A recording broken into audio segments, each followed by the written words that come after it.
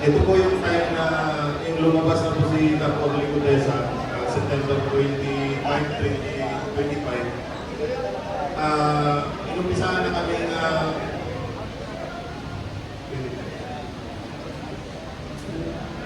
ano po kami kausapin ni General Torre po para bigyan po ng mga offer ko, katulad po ng cellphone ko. Ito po yung cellphone na nakuha ko. Tapos binigyan rin po kami ng 50,000 po para kapalit po doon sa affidavit na papatunay po na papasinungalingan namin yung umapahayag po ni Tapo Licudesa. Bali yung 50,000 bayad po sa amin for disturbance fee po na sinasabi nila. Yan po. Yan po yung patunay na pumunta po kami sa Raffles, doon po sa office niya. Sa Raffles, Makati po. office ni General Torre o ni Saldico? Yun din po ni Boss, ginagawa niya pong office po. Kasi nandun rin po yung sekretary niya po si Annalisa Gaspar po. Sa Secretary Nino? Ni General Torre po. So nag-o-office siya sa unit ni Congressman Saldico? No, sir, parang ginamit lang yan, sir, na pang-establishment namin na nakausapin ko, sir. Diyan kayo nag-set ng meeting? Yes, sir. Yung time kasi niyan, sir, hindi rin namin alam kasi ang akala namin, sila pa ni dating speaker at si Rosalie. Yung pala, ginagapang na pala, sir. Kaya akala namin, si boss pang nagpupundo dyan para ma-hold deny kami, sir. Para hindi ko lumabas. Opo. Sino-sino itong mga nandito? Yung dito po yung agree po, si kasama po namin, si Takpalati po, retired army, si General Torre po, si Taputian, si Sarge Mr. Polidario, si Pamiluna, at saka ito po yung ulo po, si Tapulundante po. Kasama rin dyan po. Actually sir, marami kami dyan. Mga 15 kami sir na pinapirma po ng hindi po, non-disclosure agreement at saka yung affidavit po na papatunay na papasinungalingan po namin yung sinasabi ni Tapo po. So nagkaroon kayo ng isa lang na affidavit para sabihin nagsisinungaling si Orly Gutesa. Individual na, sir. Kaya nga, individual affidavit, pero yung affidavit, ang sinasabi lang, nagsisinungaling si Orly Gutesa. Tama? Opo, sir. Tama ko, sir, tama. Matanong ko lang, bakit ang posing nyo nakaganyan? Yan yung time na pinagtamo niya si Pastel ng boxing. Kaya ganyan ang posing nyo. Next.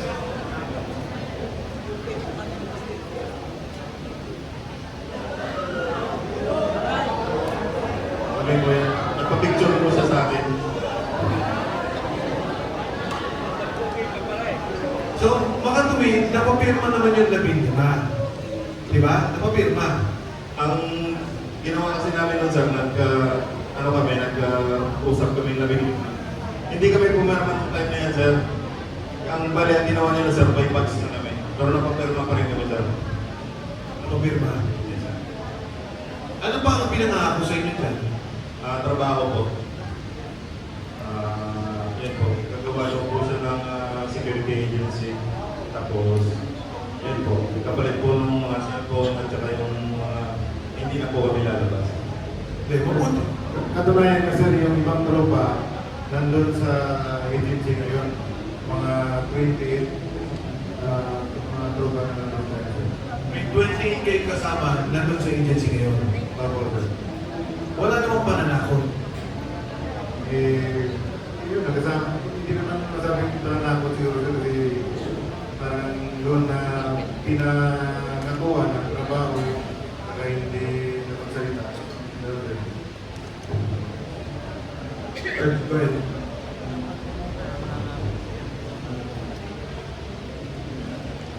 Sir, karagdagan po doon, sir, sa binanggit po ni Congresswoman, sir, gagawin doon sa cellphone. Bali ang nangyari po niya, sir, nagkaroon po niya, sir, ng majority na pilihan measures ko po sir ay iPhone 16. Ito lang po yung isa series. Samsung S25 FE. Nung research ko po ito sir, nilaunch po dito sa Pilipinas ng September. Tapos binigay po ito sir, parang po si Charles Copan sir na naging 5 watts po yung magbigay nito plus 50,000 na disturbance fee. So, ang binigay ko doon sa kanila sir ay yung hindi yung luma ko, yung bago kong pinili sir na cellphone. Kaya napalitan po ng yung sa kanila. Tapos po doon sir sa Elite sir, sa pagkakalat ko po sir, 29 po sila yung nandun. Bali, nakapasok kami doon ni Sir Sine sa sir, noong December 19 until hanggang March 15 sir. Ano pa po sila yung iba sir na makasama namin? So tingin nyo kung ipapatawag yung mga kasama ninyo, mapapatutuhanan lang ng sinasabi nyo ngayon. Yes, sir. Basta may pasumpay na, sir. May tumawag po sa akin sir yung kabats ko na dati pinasok ko siya sa Elite. Tumagal po siya doon ng mga konting lang ata sir. Nung nag-video call po kami, nung nag-video chat sir, nabagin niya sa akin sir na sabi niya, "Mate, yung bilit wala na doon sa dating place sa may Guadalupe." Itanong ko sa sir, sabi ko, "May alam ka ba ulit doon sa kung saan sila lumipat?" Sabi niya, pagkaalam niya sir, dito daw po sa may bagong kapitolyo ng pasok siya lumipat yung bilit sir.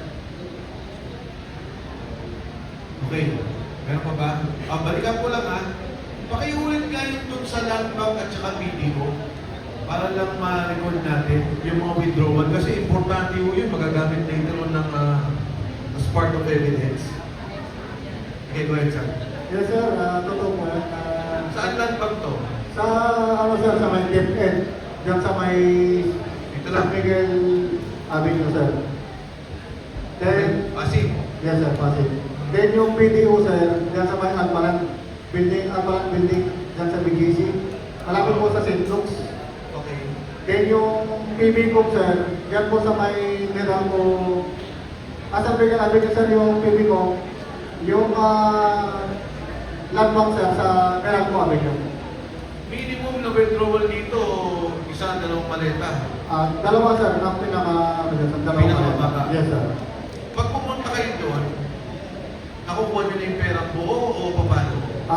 Sa experience ko, sir, na nung pumunta kami, sir, dyan sa land bank,